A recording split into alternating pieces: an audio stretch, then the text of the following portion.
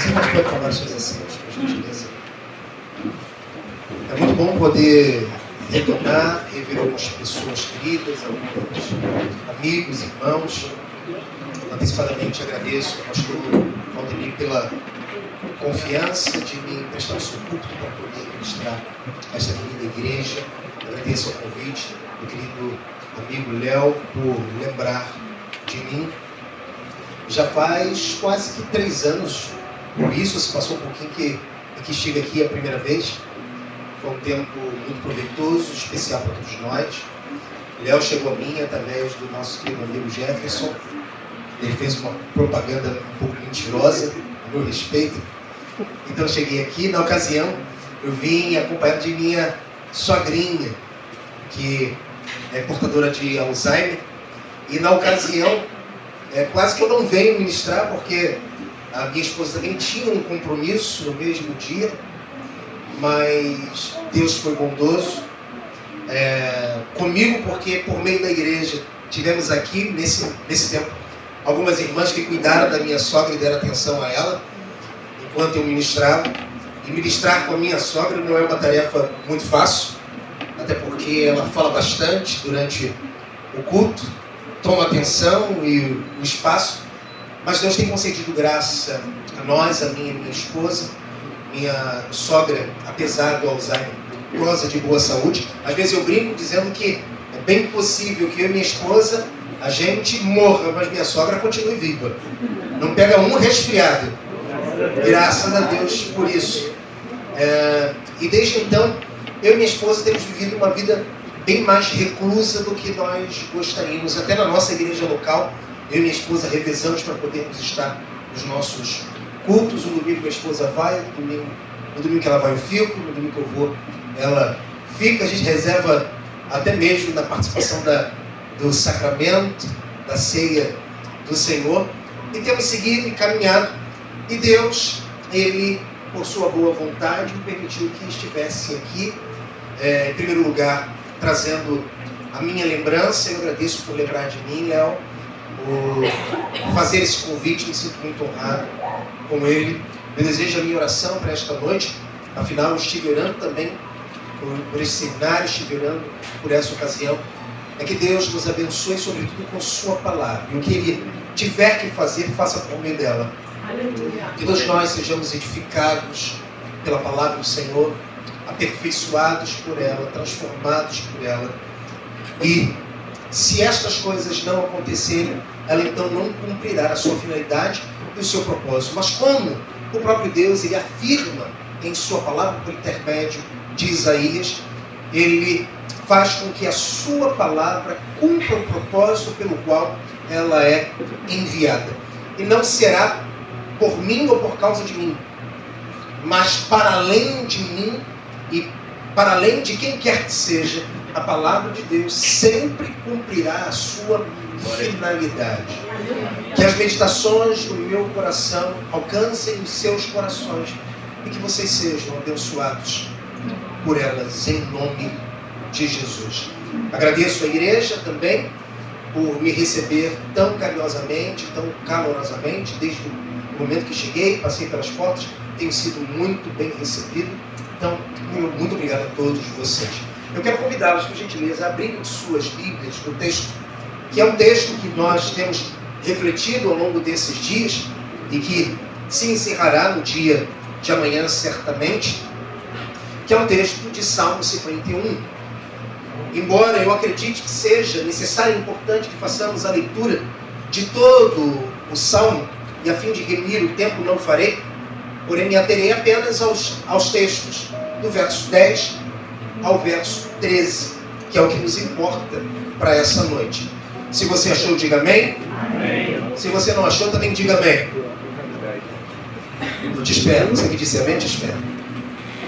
Como já fizeram, em honra à palavra do nosso Deus, nos coloquemos todos em pés. E eu quero que você apenas acompanhe a leitura. Você não precisa ler comigo, mas acompanhar a leitura na sua versão, pois a minha é NAA, e provavelmente você esteja com uma outra tradução. Diz assim o texto de Salmo 51, verso 10 ao 12. Cria em mim, ó Deus, um coração puro e renovado dentro de mim, um espírito inabalável. Não me lances fora da tua presença, nem me retires o teu Santo Espírito. Restitui-me a alegria da tua salvação e sustenta-me como espírito voluntário. Então ensinarei aos transgressores os teus caminhos, e os pecadores se converterão a ti. Uma vez mais, cria em mim, ó Deus, um coração puro e renova dentro de mim um espírito inabalável. Não me lances fora da tua presença, nem me retires o teu Santo Espírito. Restitui-me a alegria da tua salvação e sustenta-me com um espírito voluntário. Então ensinarei aos transgressores os teus caminhos, e os pecadores se converterão a ti. Graças a Deus por esta palavra. Os irmãos podem se assentar. Santo Agostinho, também conhecido como Agostinho de Hipona, em seu livro As Confissões, se você não teve a oportunidade de lê-lo, leia. Ela é uma dogmática da tradição cristã e por si só deve ter o nosso interesse, até porque ali nós temos o coração de um homem pecador ferido pela graça de Deus em sua consciência e em seu coração, e que, inebriado pelo poder gracioso do amor de Deus, não faz outra coisa senão, neste livro, compartilhar as suas experiências pessoais, sobretudo aquelas que estão diretamente relacionadas à sua conversão. E dentro do seu livro, As Confissões, ele compartilha uma de suas experiências que, como disse, estão diretamente relacionadas à sua conversão. E ele conta que durante um tempo, ele, antes de ser, obviamente, convencido a respeito da beleza de Cristo, ele caminhava pelos becos escuros de Milão, e ali ele chafurdava em seu pecado, que as almas mais sensíveis certamente teriam uma grande dificuldade de ouvir essas histórias. Mas Agostinho era um homem profundamente imoral, dado às suas paixões e os seus prazeres, até que o Senhor o visita. E para aqueles que não o conhecem, sabem que através da leitura do texto aos Romanos, foi quando ele entendeu a gravidade de seus pecados e a profundidade da beleza de Jesus Cristo, que por meio dele, unicamente, tão somente por meio dele, ele poderia ser salvo. E então, dentro também das suas confissões, ele vai dizer: ó beleza tão antiga, tão tarde te amei. Mas, depois de passar pela experiência da sua conversão, caminhando pelas ruas de Milão, ele então encontra alguém com quem ele tinha um caso do seu passado. E esta mulher, com quem gozava da sua intimidade, da sua liberdade, e também se aprofundava na sua imoralidade e satisfações dos seus prazeres mais sórdidos, olha avistando Agostinho, e quando vê Agostinho diz: Agostinho, sou eu!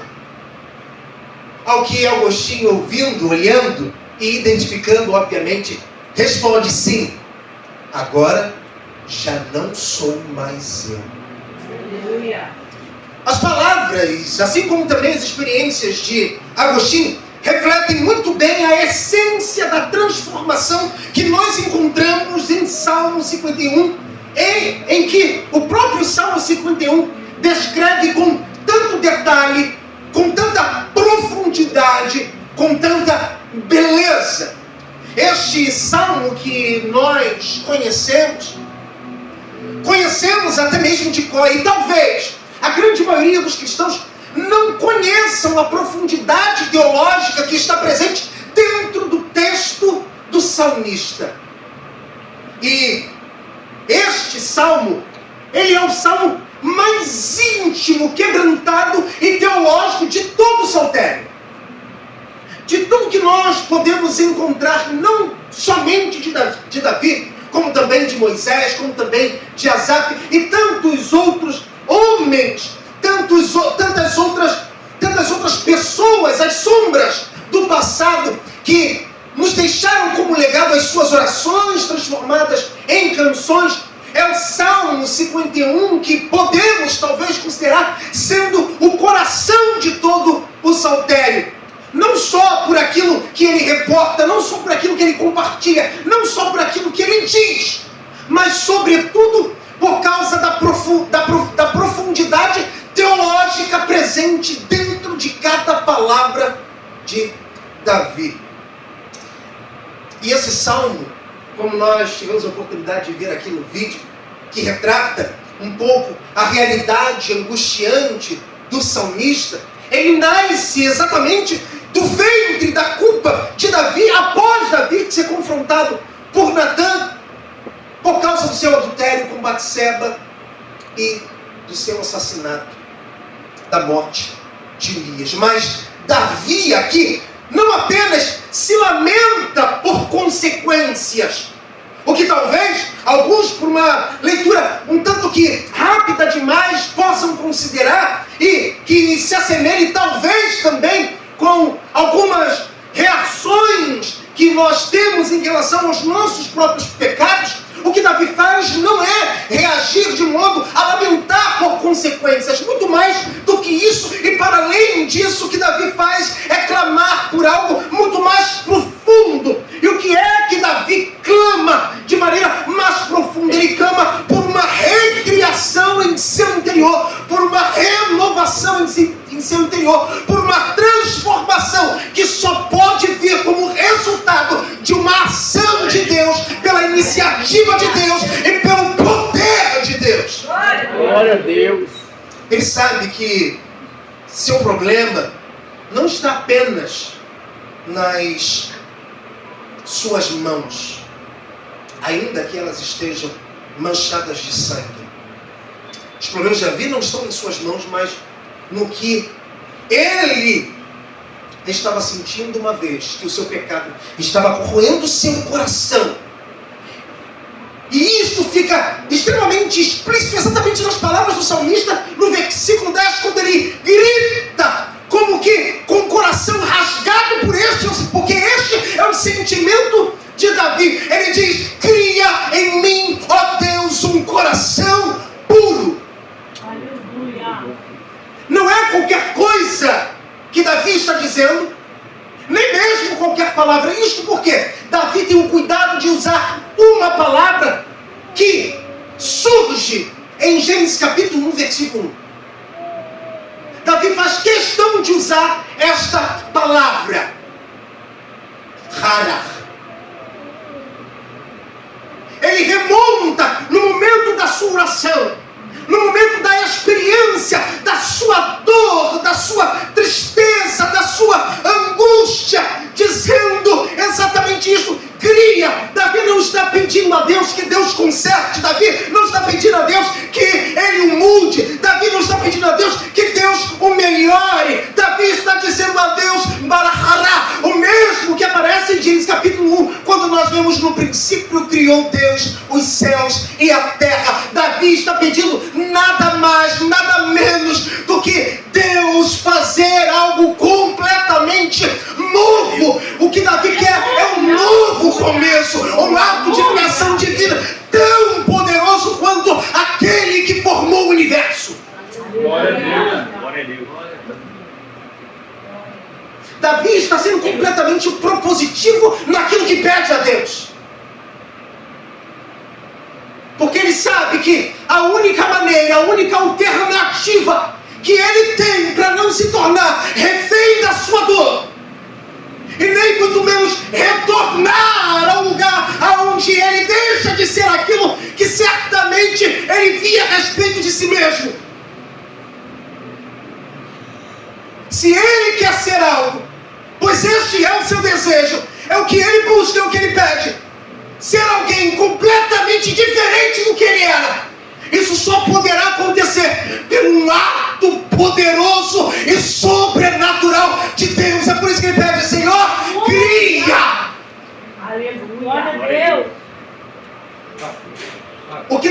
fazendo é pedindo a Deus que Deus descarte tudo aquilo que ele era. Meu Deus. Porque esta antiga natureza, esta antiga identidade não é a mesma que ele deseja caminhar. Ele não quer conviver com ela. É por isso que ele pede: creia em mim. Aleluia. Torna-me alguém completamente diferente. E se concordamos, e é claro que você pode concordar comigo, se existe alguém que pode fazer isto, é Deus. Aleluia. Porque o que Davi está fazendo é exatamente isso. Pedindo a Deus que, do mesmo modo como ele trouxe à existência as coisas que não existiram, por um ato ex nihilo, do nada. É isso que Davi está fazendo. Eu não desejo que o Senhor aproveite absolutamente nada do que existe em mim, porque o que eu quero é ser alguém completamente diferente. Glória, glória a Deus. Mas não para por aí. O Salmo, ele prossegue. E prossegue com algumas súplicas. E veja que as súplicas de Davi, elas giram em torno de uma única realidade. E que realidade é essa? O Espírito de Deus. A súplica de Davi está orbitando exatamente em alguém que é uma pessoa que estava exatamente no princípio de todas as coisas. Pois é isso que o Espírito de Deus é. Ele não apenas glorifica a Deus e glorifica o Filho, como o próprio Cristo nos ensinou no Evangelho de João, como ele é o agente executor de toda a obra de Deus. Aleluia. E se existe alguém que pode fazer alguma coisa por Davi, este alguém é o Santo Espírito de Deus. Aleluia. Esse texto, meus irmãos, portanto, é um grito humano. É um grito de todos nós. É um grito meu e é um grito seu. Pelo quê? Por aquilo que Davi coloca em telas nítidas, coloridas e muito claras para nós. É um desejo por recriação, presença contínua e restauração da alegria. 3 coisas que todo cristão precisará para a sua jornada de fé pessoal, para a sua vida cristã. E tudo isso operado por aquele que sonda os corações e sela os filhos de Deus. Quem? O Espírito de Deus. Aleluia. E em outras palavras, este salmo nos mostra que só o Espírito Santo, ele pode fazer 3 coisas que nossa alma desesperadamente deseja.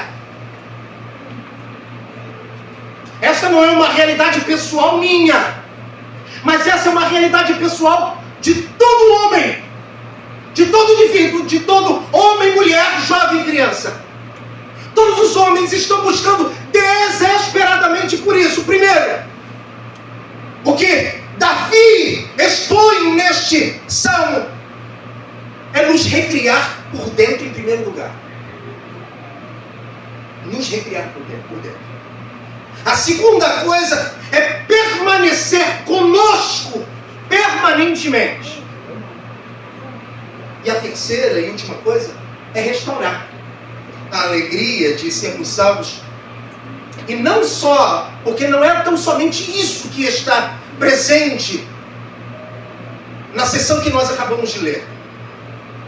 Não é só importante termos a nossa alegria restaurada, também é importante que tenhamos a nossa alegria restaurada para que então possamos ser enviados por Deus para sermos usados por Ele em sua missão. Aleluia.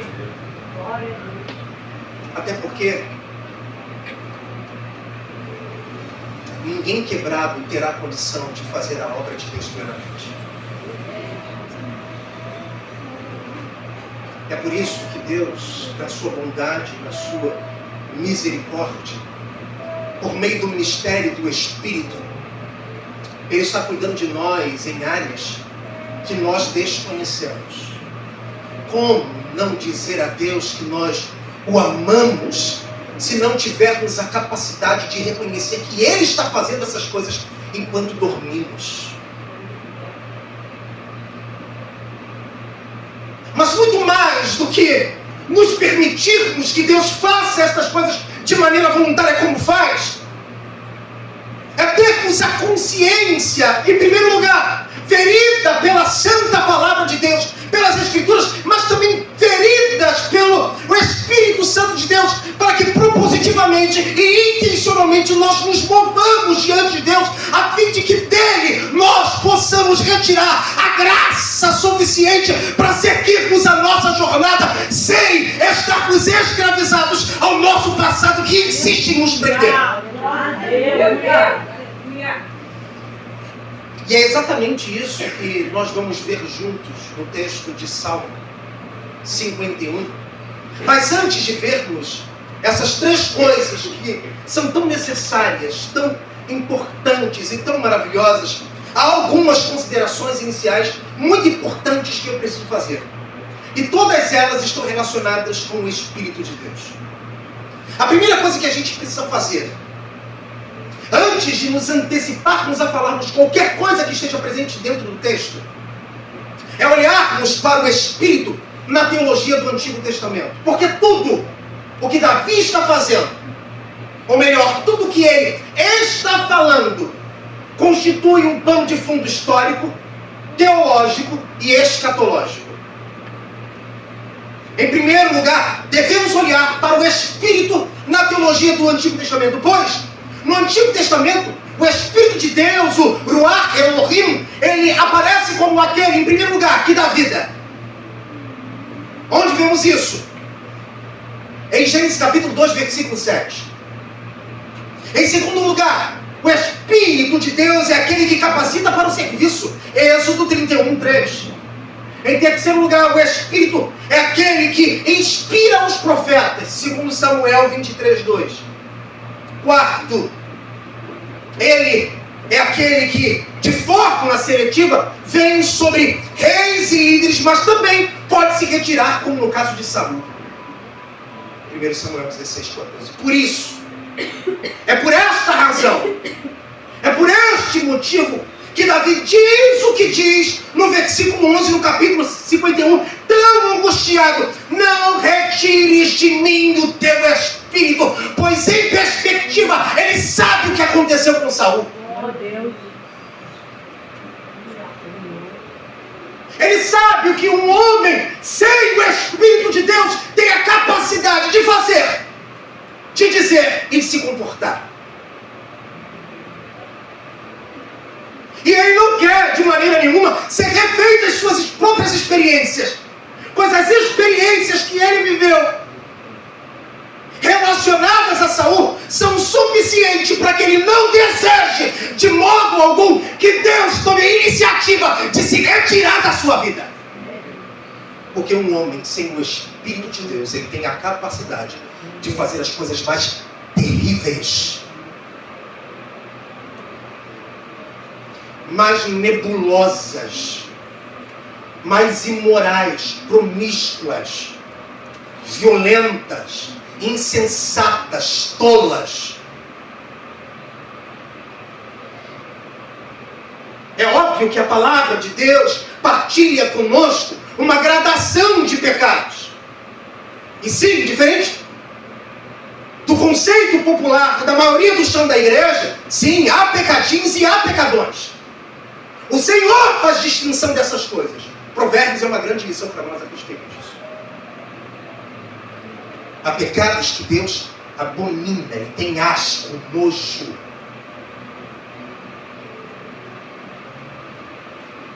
Independente dos nossos pecados, que todos nós reconhecemos que estamos sujeitos a Ele, em razão da presença do pecado ainda habitar em nós, uma vez de que nenhum de nós, pelo menos pelo aquilo que eu posso ver com os meus olhos, ainda não fomos glorificados, mas ainda que este dia não chegue, a presença do pecado habita em nós. E a única alternativa, o único agente que pode refrear os nossos impulsos e nos levar para este lugar de perversão é o Espírito de Deus. Aleluia. E se um homem, uma mulher, conseguem ter a capacidade de fazer coisas tão sórdidas, a única conclusão que temos é que o Espírito se afastou dele. Por isso, nós vemos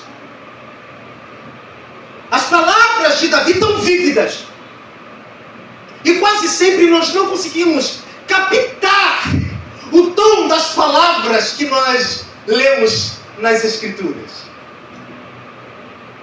Mas é tão bom quando nós nos deparamos com um texto como esse e conseguimos sentir no profundo da nossa alma a angústia daquele que partilha o seu próprio sofrimento, a sua dor, as suas tristezas.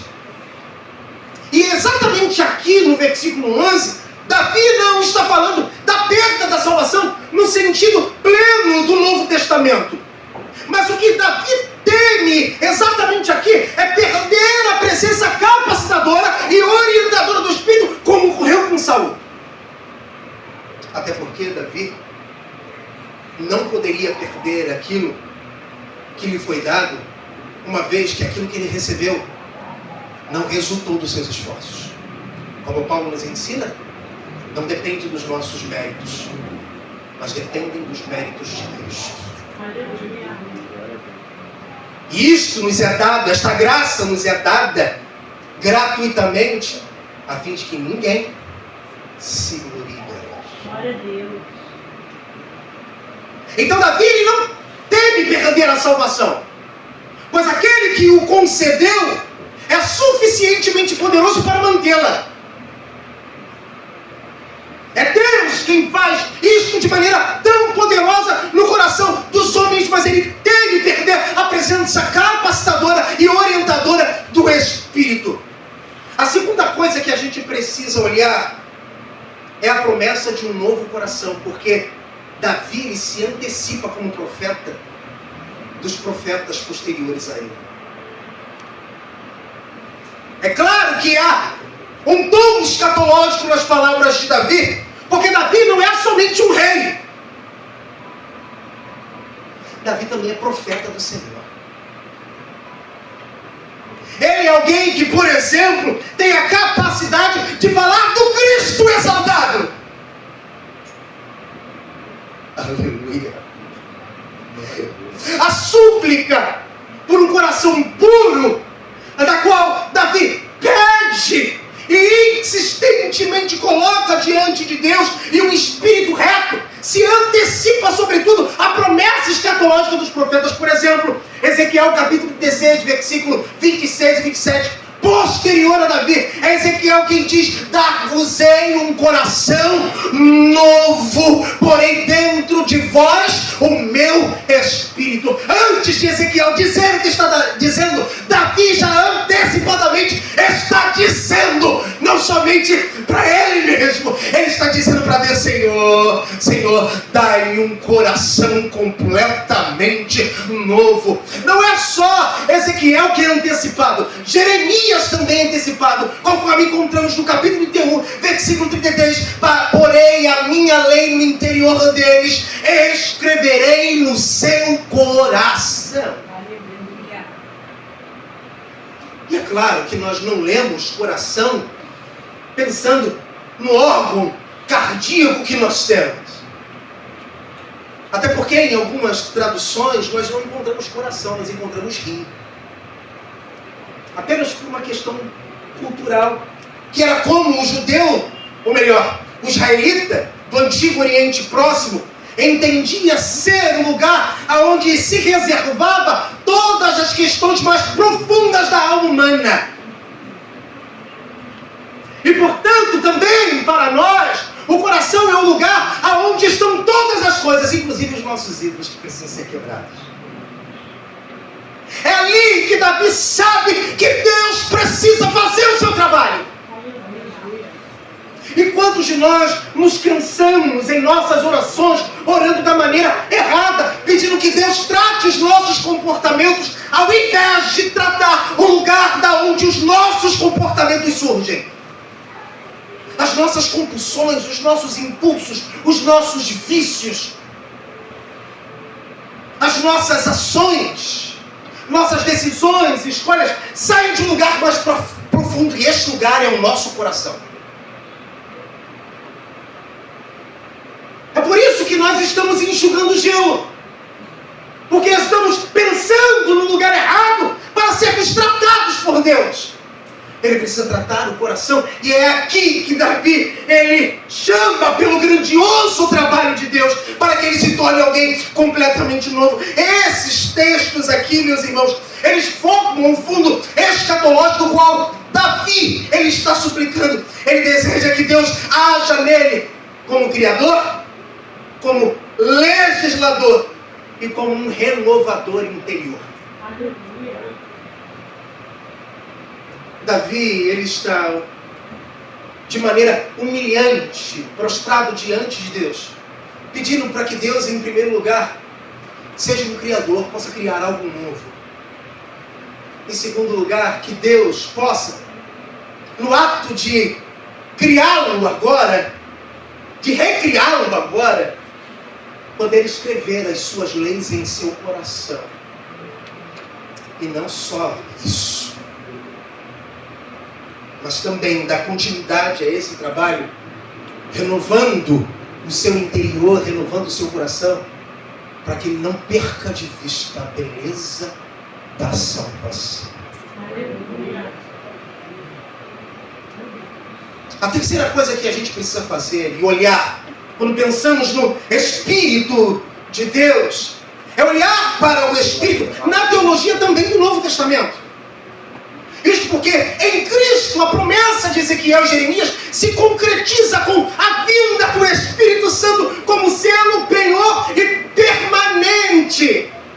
Uma presença contínua e permanente na vida de todo filho de Deus. Porque é isso que o Espírito de Deus é. E veja que Paulo coloca isso para nós no capítulo 1, versículo 13 e 14. Fostes selados com o Espírito Santo da promessa, o qual é o penhor da nossa herança. Ainda na mesma carta, no capítulo 4, versículo 30, Paulo afirma dizendo: não entristeçais o Espírito Santo de Deus, no qual fostes selados para o dia da redenção. E não bastasse essas duas palavras de Paulo, ele também nos dá algo extremamente maravilhoso. Em Gálatas capítulo 5, versículo 22, ele diz: o fruto do Espírito é, além de tudo que ele coloca, o Espírito de Deus. O fruto do Espírito é alegria. E esta alegria não é esse sentimento que nós temos e somos visitados ocasionalmente, e do qual necessitamos tanto, que é reagir em relação às nossas conquistas, às nossas realizações, às coisas boas que nos acontecem. A alegria como fruto, ela remonta exatamente àquilo que somente o Espírito de Deus pode gerar no coração dos homens, que é a salvação em Cristo Jesus. O selo do qual Paulo nos apresenta no capítulo 1 da sua carta aos Efésios. Todos os crentes precisarão do mesmo batismo que Davi sofre no capítulo 51. Nós precisamos sofrer o batismo da alegria, da certeza da nossa salvação. Pois quando nós somos visitados por esta firme convicção, não há outra coisa senão nós entrarmos em profundo gozo por aquilo que de outro modo nós não receberíamos, se não fosse pela iniciativa do eterno Deus, nosso Senhor. Aleluia. Aleluia. Ou seja, meus irmãos, Davi está clamando por algo que em Cristo todos nós, e eu quero convidar você, olhe para a pessoa que está ao seu lado, porque não é só você que recebeu esse privilégio. Quem está sentado ao seu lado também recebeu esse privilégio. o que Davi está fazendo, é clamando por algo que em Cristo se torna uma realidade e se tornou uma realidade definitiva para nós. Porque em Cristo todos nós nos tornamos uma nova criatura.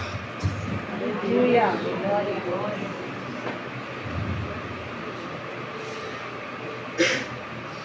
E agora, meus irmãos, o que era súplica para Davi, e o que era também súplica para cada pecador, não é mais somente súplica, é herança. O que era temor de perda, hoje é selo permanente para todos nós que fomos alcançados pela graça de Cristo Jesus. Amém. A quarta e última coisa que a gente precisa considerar, e que é muito importante, é olhar para o Espírito em toda a Escritura.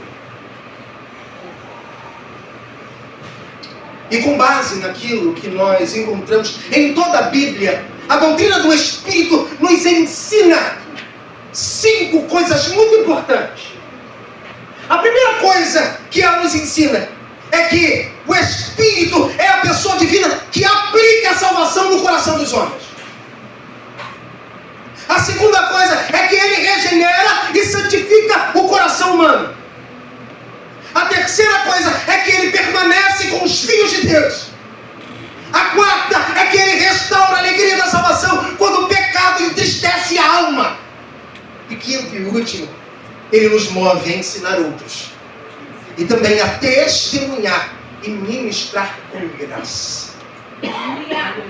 Ou seja, todo o processo descrito aqui no Salmo 51, não somente os versos 10 ao 13, que são basicamente o coração do texto do Salmo 51, mas todo o processo que nós encontramos aqui, recriação, permanência e restauração, assim como também a missão, é obra do Espírito de Deus, do começo ao fim.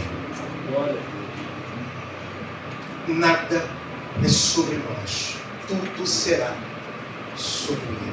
É por isso que nós não podemos, de modo algum, nos permitirmos a termos algum sentimento de jactância em nosso coração, orgulho, vaidade.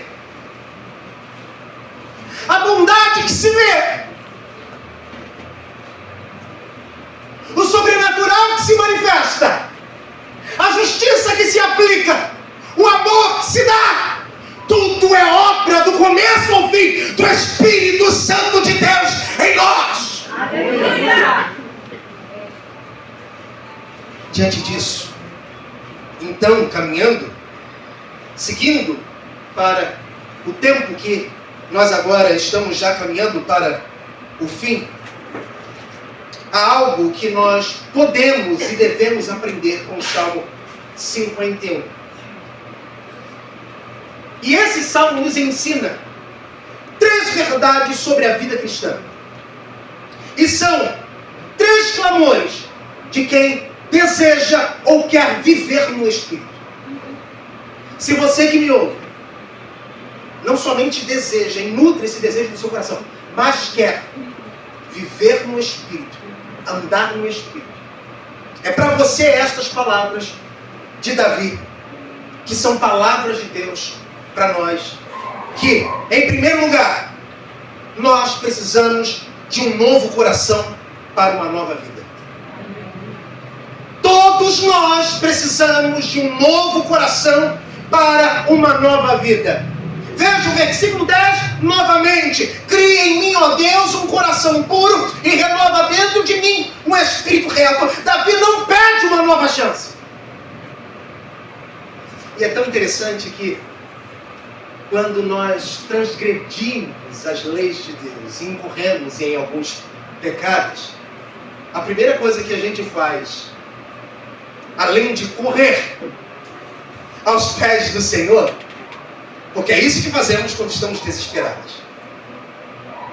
Enquanto os nossos pecados se mantêm ocultos, nós representamos os fariseus do passado, que foram muito bem pontuados nas palavras de Cristo, como sepulcros caiados, muito bem pintados, mas por dentro uma grande sujeira e imundícia.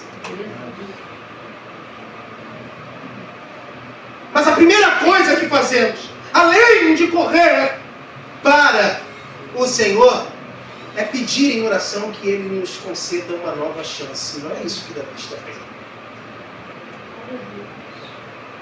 Porque esta não é a melhor maneira de pedir.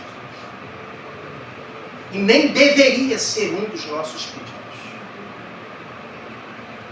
E a razão para isso é muito simples. Porque uma nova chance é se dar a oportunidade em conviver com seus antigos vícios. É conviver com os seus pecados de estimação. É isso que fazemos. É por esta razão que não pedimos a Deus uma nova chance, mas como Davi, pedimos para que Deus nos torne um novo ser, uma nova pessoa, um novo indivíduo, que Ele nos faça de novo. Aleluia! Glória a Deus, glória a Deus. E como eu já disse a vocês, Davi sabe que o problema não é só o que fez, mas quem ele se tornou. E o problema nunca será sobre as coisas que fazemos, mas sobre aquilo que nós nos tornamos. João, por exemplo, escrevendo a sua carta, ele nos ensina que se nós nos assemelhamos em nossas obras com o príncipe das trevas, temos como pai o diabo. Então o problema não é com relação àquilo que fazemos, mas sobre aquilo que nós nos tornamos. E é isso que a gente encontra nas palavras de Davi, como também bem disse a vocês, quando ele usa a palavra presente em Gênesis capítulo 1, versículo 1, Bahará. Não sugere conserto, essa palavra nem pressupõe a ideia de conserto, mas criação a partir do nada. Ele está dizendo, Deus, o que há dentro de mim não serve mais. É isso que Davi está dizendo. O que existe aqui dentro e quem eu sou agora já não serve mais. E esse é o tipo de honestidade que todos nós devemos ter na nossa relação com Deus. Reconhecer em primeiro lugar que praticamos o que é mal. Em segundo lugar, reconhecer que estas práticas não coadunam com a identidade que nós temos em Cristo Jesus. Mas se esses comportamentos insistem em permanecer, não há outra solução senão a mesma utilizada por Davi, que é se colocar diante de Deus, clamar e suplicar por algo completamente novo. Senhor, isto aqui que existe já não presta mais, faz algo completamente novo. O que Davi está dizendo é que nada que existe nele pode ser reciclado.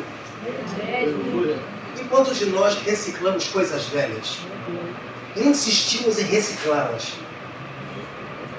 Antigas amizades, antigos relacionamentos, antigos pensamentos, antigas palavras, antigos hábitos. Nós estamos reciclando elas o tempo todo. E com isso, a única coisa que acontecerá é que nós nos manteremos escravos do nosso pecado, tendo como nosso Senhor o diabo. Davi está nos dando essa importante lição, não sugerindo conserto nas suas palavras, mas uma nova criação. Davi está dizendo para Deus e também convidando a nós, a igreja de Jesus, que se reúne nessa noite, a fazermos com que aquilo que ainda habita em nós seja plenamente destruído. Aleluia! É uma convicção tão tão clara que, obviamente, só pode ser gerada pelo Espírito de Deus em nosso coração, que nos leva exatamente a este lugar, a reconhecer que as coisas que em nós habitam precisam ser destruídas, dando lugar agora a uma recriação da parte de Deus. E veja que esse é o clamor do novo nascimento, por exemplo, que Jesus dá a Nicodemos. E quais são as palavras de Jesus para Nicodemos? Necessário vos é nascer de novo. Essas são palavras duras, difíceis não só de serem ditas, difíceis de serem admitidas. Porque a realidade que temos a respeito da igreja de Jesus é que ela está tomada por crentes que acham que nasceram de novo, que confundem suas decisões tomadas por um ato de conversão que só pode ser gerado pelo Espírito de Deus. E como identificar isso? É perceber há quanto tempo temos caminhado com hábitos que não são espirituais. E talvez a única coisa que você tenha tido for apenas um convencimento, o que também aconteceu no tempo de Jesus. Aqueles que o seguiam depois de uma declaração tão dura, ao findar as palavras de Jesus, não fizeram outra coisa senão deixá-lo. E a resposta apostólica que nós encontramos é aquela: para onde nós iremos, se só tu tens as palavras de vida eterna? Aleluia. Somente quem nasceu de novo consegue, pela ação do Espírito, em humildade, reconhecer que precisa ser destruído para se tornar em algo completamente novo. Aleluia.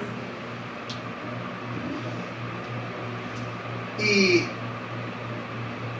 não duvido que você, assim como eu, e não pense nem por um segundo que eu não tenha trilhado esse caminho por tantas e tantas vezes. Mas eu acredito que você, assim como eu, já tenha pedido a Deus que o consertasse tantas e tantas vezes que você nem mesmo acredita que é possível abandonar aquilo que você convive durante tanto tempo. O problema está exatamente aí. A gente está pedindo a Deus que Ele conserte algo quebrado. Você já teve a experiência de ter algo utilitário, funcional, e ele de repente quebrar, mas você insistir em consertá-lo? O que acontece com ele? Ele perde a sua funcionalidade, porque ele não vai funcionar bem, porque ele já quebrou. E se insistirmos com ele, ele só tem um potencial, que é um potencial destrutivo, que é estragar aquilo para o qual ele foi pensado, idealizado, criado para funcionar. Ele vai estragar. E aí, depois de você irritado tantas vezes, você chega à conclusão: eu preciso jogar isso aqui fora. Recentemente, porque me correu agora, eu estava aqui nem no meu esposo. Eu e minha esposa nos mudamos para Nilópolis. Isso faz pelo menos uns 3 anos, um pouquinho mais. E da mudança para cá, não sei se você tem o hábito de fazer isso, mas você fica com dó no coração de se desfazer de algumas coisas enquanto você está mexendo na sua mudança. Essa foi a primeira vez que eu fiz a mudança na minha vida, porque eu não quero fazer nunca mais essa mudança na minha vida. E nós trouxemos muitas coisas que não necessariamente deveríamos trazer. E uma dessas coisas que nós trouxemos era uma frigideira. as donas de casa aqui e os donos de casa, porque eu também sou um dono de casa, certamente já viveram a experiência de pegar uma chave de fenda e apertar o cabo da frigideira, porque você não quer se desfazer dele. Era uma frigideira muito boa, ela estava podre. Essa é uma frigideira podre, porque essas frigideiras são as frigideiras boas, concorda comigo? São as podres. A bicha chegou em um dado momento que o cabo estava pela hora da morte. Eu não conseguia mais consertar aquele cabo, mas ele estava. A gente pegava a frigideira e usava a frigideira assim, ó, porque o cabo estava para baixo. Minha esposa estava no shopping, ela foi comprar algumas coisas, entrou. Ela gosta de comprar coisas de casa. Ela entrou no Time Casa, no shopping carioca. Ela, amor, tem uma frigideira aqui. Eu falei, compra agora. Porque eu desisti naquele momento, porque eu cheguei à conclusão de que aquela frigideira, por mais que me trouxesse alguns resultados que me traziam gosto, ela não prestava mais. Eu precisei jogar fora, e com dó, mas eu joguei fora. Porque o pecado é como um trapo de imundícia. Quanto mais você o mantém, tornando ele como um pecado de estimação, mais ele culpa o lugar em nosso coração, de modo que vai chegar um momento em que a única coisa que sobrará em nós será o próprio pecado. Ele acumula tantas coisas que chega um momento que nós não temos a capacidade de escondermos dos outros, porque eles cheiram mal. Pessoas aprofundadas e mergulhadas em seus pecados cheiram mal. É por isso que não dá para orar e pedir a Deus que Ele conserte. O único caminho é o caminho proposto pelo próprio Deus, por meio da palavra profética de Davi. Senhor, não conserte, destrua e faça algo novo. Aleluia. Então, antes, e essa é a minha oração para você, quando você voltar para casa, lembre-se dessas palavras. Não ore pedindo a Deus que Ele te conserte. Ore pedindo a Deus que Ele te refaça. Que Ele te refaça. Aleluia. Glória a Deus. Há áreas da nossa alma onde não basta apenas polir. Não basta dar jeitinho. Porque não podem, elas precisam de tratamento. Elas precisam de uma cirurgia sobrenatural de Deus. É preciso começar do zero. E só quem pode fazer isso é o Espírito de Deus. Glória a Deus. Glória a Deus. Mas não basta apenas termos uma convicção clara de que precisamos fazer isso, se nós também não tivermos uma comunidade que entenda isso. Uma igreja que saiba qual é o seu lugar no plano de Deus a respeito disso. Porque todo pecado não é um pecado contra a pessoa, todo pecado é um pecado contra a comunidade. E quem nos ensina isso é o Evangelho. O nosso pecado nunca tem uma relação somente conosco. O nosso pecado tem, sobretudo, uma relação com o outro. E se o pecado tem a capacidade de ofender o outro, não podemos nos esquecer do lugar da comunidade no plano de Deus, em restaurar aqueles que caíram, em ajudar aqueles que ficaram pelo meio do caminho. A igreja precisa ser um lugar de novos começos, meus irmãos, não apenas de boas intenções, mas um lugar de novos começos. Aleluia. Onde o Espírito está, vidas são recriadas. Aleluia. Não só comportamentos ajustados, mas vidas são restauradas. É aqui, na vida em comunidade, nas nossas relações, que nós conseguimos fazer também, como ajudantes, o trabalho de Deus, que é restaurar quem caiu.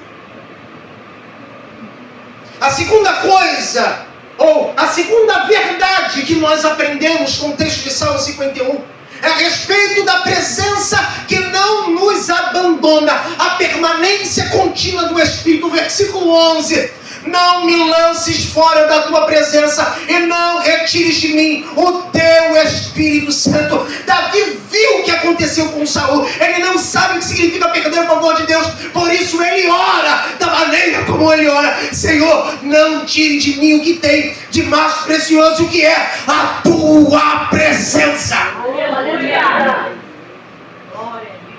A sua família é importante, mas não é a coisa mais importante. Os seus negócios são importantes, mas não são as coisas mais importantes. Os seus projetos são importantes, mas não são as coisas mais importantes. A coisa mais importante que um filho de Deus, uma filha de Deus, tem é o Espírito de Deus. Porque sem Ele, todas essas coisas estarão desajustadas na nossa vida. Desarmonizadas, desorganizadas, confusas. É o Espírito de Deus, o poder criativo do Senhor na pessoa do seu Espírito, que faz com que nós vivamos uma vida santa na presença de Deus e diante de Deus. Hoje, meus irmãos, eu e você em Cristo temos uma promessa ainda mais gloriosa. É Paulo quem diz na sua primeira carta aos Coríntios, capítulo 3, versículo 16: o Espírito habita em nós. Ainda em Efésios capítulo 1, versículo 13, o mesmo apóstolo afirma: foste selados com o Espírito. Mas mesmo selados, nós podemos entristecer o Espírito. Porque é isso que Paulo diz para nós no capítulo 4, versículo 30 de Efésios: não entristeçais o Espírito. Mesmo selados, nós ainda podemos fazer isso. E podemos viver longe, mesmo que Ele esteja perto. Todos nós podemos viver longe, mesmo que Deus esteja perto. Deixe-me colocar de uma maneira que isso se torne mais claro. Pense junto comigo sobre um casamento com crise.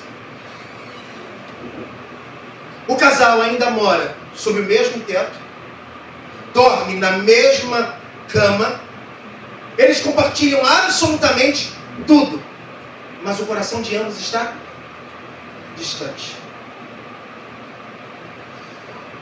E o que nós vemos aqui é que a intimidade do casal, ela foi ferida pela irresponsabilidade não só de um, mas pela irresponsabilidade de ambos. E o que acontece quando uma alma está ferida? A alegria se vai. O mesmo é a nossa relação com o Espírito de Deus. Assim também é o crente que permanece selado pelo Espírito, mas vive sem desfrutar da presença real dele. Não é sobre perder, meus irmãos, a salvação, mas é sobre perder o sabor da comunhão. E não há nada mais terrível para um filho de Deus do que perder a comunhão com o seu Criador. Não sei se você que me ouve já se viu assim, ou está vivendo exatamente assim. Mas o que nós encontramos nas palavras de Davi é consolo para o nosso coração distante. Porque Deus, Ele está disponível para restabelecer a comunhão nesta relação. E a única coisa da qual Ele precisa é da disposição do seu coração para reconhecer que precisa se tornar alguém novo.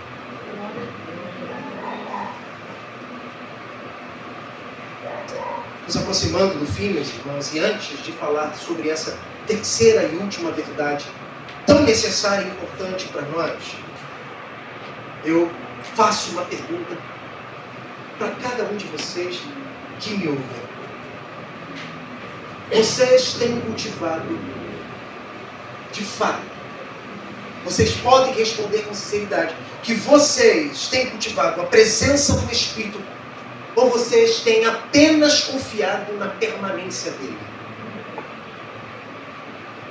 Temos a certeza da presença do Espírito, mas ter a certeza da sua presença sem cultivar uma relação não faz sentido. Simplesmente não faz sentido. Não faz sentido nem para a vida cristã. Porque toda a vida cristã, ela está fundamentada no relacionamento de Deus com seus filhos. E se neste relacionamento a única coisa que não existe é a comunhão, qual a razão de confiarmos de que Ele permanece? Se não estamos desfrutando da sua companhia. Não há sentido. É pura tolice. E Deus não deseja que nós vivamos desse modo, vivamos dessa maneira. E como eu tenho feito, não podemos pensar apenas nesse movimento pessoal, particular e individual. Nós também precisamos dialogar esta realidade com a vida em comunidade. E pensando na nossa vida comunitária, na nossa igreja, esta igreja aqui sobretudo, ela precisa ser um lugar onde o Espírito sinta prazer em habitar. Porque se o Espírito de Deus, ele não sentir prazer em habitar nesta igreja, em habitar neste lugar, Ele não trabalhará de modo a fortalecer as nossas relações. E não fortalecendo as nossas relações, elas não serão um lugar de cura para nós. Por isso a vida comunitária é tão importante e tão necessária. Porque não é só, a igreja não é só um lugar para frequentar, a igreja é um lugar para pertencer. Glória a Deus. E só pertence a um lugar quando este lugar se torna família. E é na família onde corações feridos são curados e vidas são restauradas. Não basta apenas esta igreja se mobilizar por um esforço doutrinário, meu querido pastor Clodomiro. Léo, não adianta nos esforçarmos apenas para sermos polidos doutrinariamente. Porque ser ortodoxo, todos nós podemos de alguma maneira ser. Mas para além da ortodoxia, da doutrina, na vida da nossa igreja, nós precisamos ser um ambiente de santidade, sobretudo um ambiente de santidade para as nossas relações. E não só santidade. Precisa também ser um lugar de humildade e um lugar de oração. Sem estas coisas, a comunidade não cumpre o seu propósito na restauração e na cura de corações quebrados. Por fim, meus irmãos, a terceira verdade que nós encontramos nas palavras de Davi é a alegria reencontrada e o testemunho renovado. Porque o que nós temos aqui não é um Davi suplicante apenas por uma natureza completamente nova, mas um Davi pronto e habilitado para cumprir a missão de Deus. Porque muito mais do que nós sermos completamente transformados, é podermos também encontrar um lugar onde nós podemos ser enviados. E uma coisa que a gente aprende com as palavras de Davi e com a vida de fé de Davi é que Deus não descartou. Porque Deus não descarta pessoas quebradas.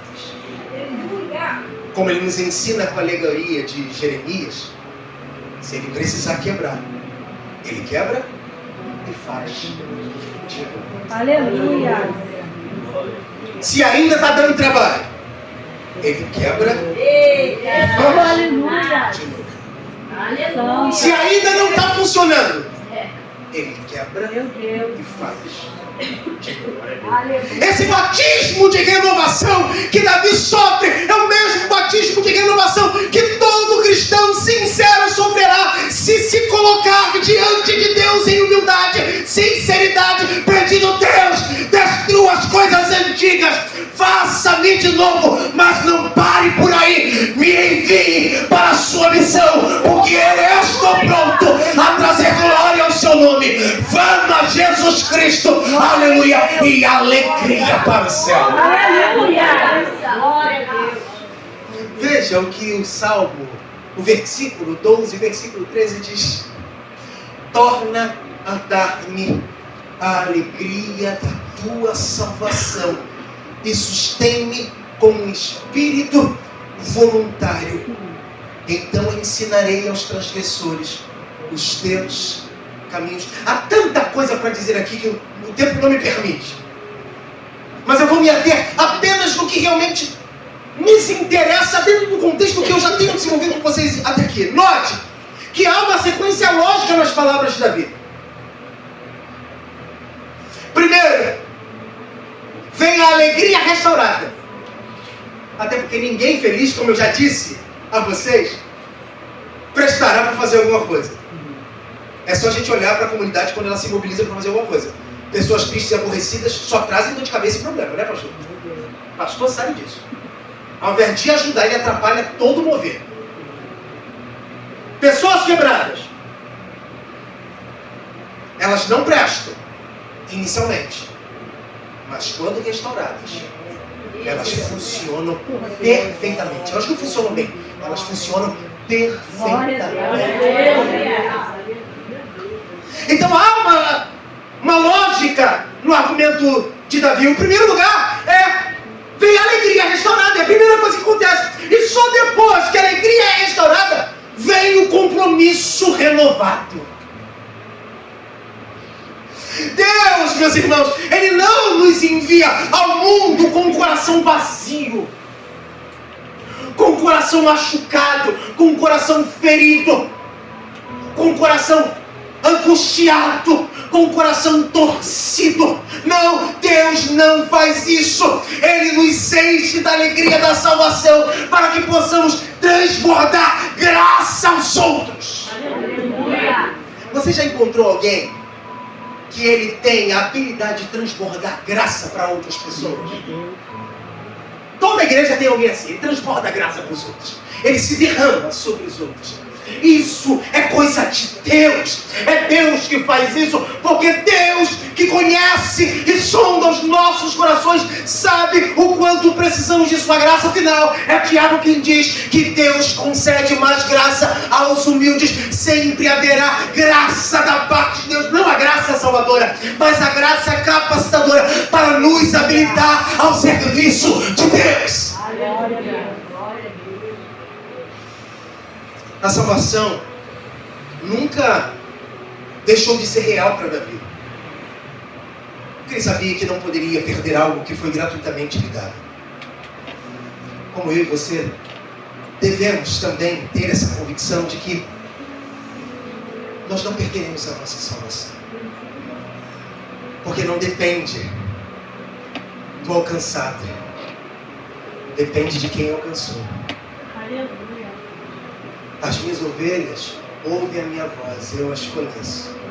Eu chamo, elas me seguem. Ninguém pode vir a mim se o Pai que me enviou não as trouxer. E no capítulo 11 de João, Ele é o aprisco, Ele é a porta, Ele é o pastor. Glória a Deus. Aleluia. A salvação nunca deixou de ser real para Davi. E eu quero que você entenda isso, porque nós estamos fechando. A salvação também nunca deixará de ser real para você. Mas a alegria dela sim.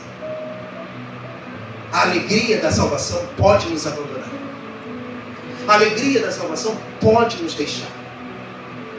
A alegria da salvação pode correr para longe de nós, de modo que a única coisa que nós vemos é profunda tristeza, trevas, dor e lamentando na maneira como nós nos encontramos e estamos. Mas é possível vivermos a experiência de retomar a alegria. E a pergunta natural que surge após isso é: como devolver a alegria? Como a alegria pode voltar? Em primeiro lugar, é o que nós encontramos nas palavras de Davi. A primeira coisa a perceber ou a ter certeza sobre o retorno da alegria e da salvação em nosso coração é a certeza do perdão. Nunca se esqueça disso. Por mais pecador que você se considere e se veja, eu e você, nós somos aceitos por Deus em Cristo Jesus e somos filhos amados. Então tenha certeza do perdão de Deus, porque Ele conferiu e garantiu este perdão por intermédio de Cristo Jesus. A segunda, a presença renovada. Quantos de nós que nos encontramos aqui nesta noite sinceramente reconhecemos que precisamos ser renovados em nosso espírito? Levante suas mãos. Deus tem este renovo para cada um de nós. Aleluia. Os céus nunca estarão fechados para um filho que sinceramente reconhece a dependência de um pai que tem o poder de conceder-lhe alegria. E terceiro, o Espírito que nos consola. Não só ser aceito e reconhecer, ter a certeza que nós recebemos o perdão e desejar uma presença, a presença do Espírito renovada em nosso coração, é sabermos que o Espírito, Ele é o nosso consolador, nosso amigo. E quantos de nós vivemos um tipo de relacionamento com o Espírito como se ele fosse abstrato? Ele fosse apenas um conceito. Vivemos na impessoalidade dessa relação. E sabe como perceber que o Espírito, ele não é uma pessoa? É quando nós não temos dificuldades em cometermos os nossos pecados. Se cometer um pecado para você se tornou algo normal, isso significa que você não conheceu o Espírito de Deus. Porque ele é uma pessoa. Ele está nesse ajuntamento nessa noite. Ele está aqui. Exatamente aqui. A realidade da sua presença está entre nós. E ele não está como um espectador. Ele está como um participante do culto que nós oferecemos a Deus. Ele está sondando os nossos corações. Desde o momento que saímos da nossa casa para cá, o Espírito estava caminhando conosco, sondando as nossas intenções, sondando as nossas motivações, vasculhando a profundeza da nossa alma, verificando os lugares que ainda mantemos escondidos, para que aqui neste lugar nós pudéssemos, diante de Deus, sofrer um despertamento sobre o modo de viver, cuja expectativa de Deus há sobre essa questão. Mais do que restaurado, meus irmãos, Davi deseja ser reenviado. E é isso que nós vemos nos versículos finais. A palavra de Davi é: então eu ensinarei. Porque aqui, após a sua experiência de dor, ele sabe exatamente o que ela significa. Porque ele sabe o que ele perdeu. E o que mais doeu em Davi não foi ter perdido seu filho, mas foi chegar à consciência de que no ato de seu adultério, o Espírito de Deus já não estava mais com ele. No ato do assassinato de Urias, seu amigo, um de seus valentes, o Espírito de Deus não estava mais com ele. Foi exatamente isso que doeu no coração de Davi. Saber que ele estava se assemelhando a Saul. E ele jamais se permitiria a não ser amigo de Deus. Então, meus irmãos, o Espírito, à luz daquilo que nós até aqui temos ouvido e visto, não apenas cura, ele também nos reintegra na missão de Deus. Ele nos faz salvos, alegres e testemunhas vivas da graça de Deus. E eu pergunto, você perdeu a alegria? Você, meu irmão, você, minha irmã, que até este momento se permitiu ficar sentado me ouvindo longas 1 hora, você perdeu a alegria? Eu respondo essa pergunta para você. Ela não será encontrada nas suas distrações. Ela não será encontrada nas suas desculpas. Ela não será encontrada nas suas omissões. Mas ela será encontrada sim na presença do Espírito de Deus. E este mesmo Espírito também está entre nós. Aleluia. Deus não deseja apenas encher você do seu Espírito. Ele também deseja encher essa igreja com o seu Espírito. Pois uma igreja cheia do Espírito é uma igreja cheia de alegria e cheia de missão, unida e formada por pessoas restauradas. Nos tornamos instrumentos também de restauração uns para os outros. Eu termino, meus irmãos, pois não faria nenhum sentido falarmos sobre tudo isso se nós não entendêssemos as palavras de Davi à luz do Evangelho. Porque cada parte das Escrituras, seja no Antigo Testamento ou no Novo, está diretamente conectada com o Evangelho de Jesus Cristo, com o Evangelho de nosso Senhor. E veja que, em primeiro lugar, Davi, ele pede um coração novo. E quem é que pode nos dar um novo coração, senão Jesus Cristo? Davi teme ser lançado fora da presença de Deus.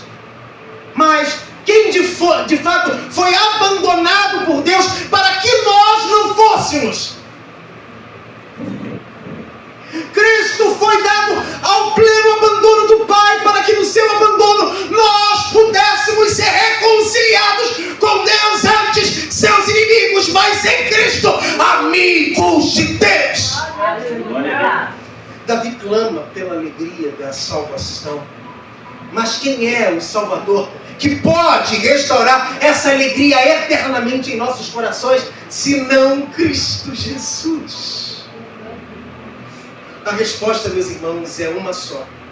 E continuará sendo a mesma sempre. Jesus Cristo. Ele é a resposta para mim. Ele é a resposta para você. Ele é a resposta para nós. Porque Cristo é o verdadeiro rei segundo o coração de Deus. Mas ele não cometeu adultério. Ele não tramou assassinato. E mesmo assim foi despido da presença do Pai na cruz, para que nós recebêssemos o Espírito de maneira definitiva. Nós o temos, pois foi isso que Cristo Jesus disse e garantiu: eu estarei convosco todos os dias. Aleluia. Glória a Deus. Foi isso que Cristo Jesus, e nós podemos encontrar em suas palavras em Mateus 27, 46. Meu Deus, por que me desamparaste? Esse foi, meus irmãos, o grito do justo para que os injustos fossem restaurados. E nós formamos essa comunidade de pessoas restauradas em Cristo Jesus. E Cristo morreu para nos dar algumas coisas muito importantes.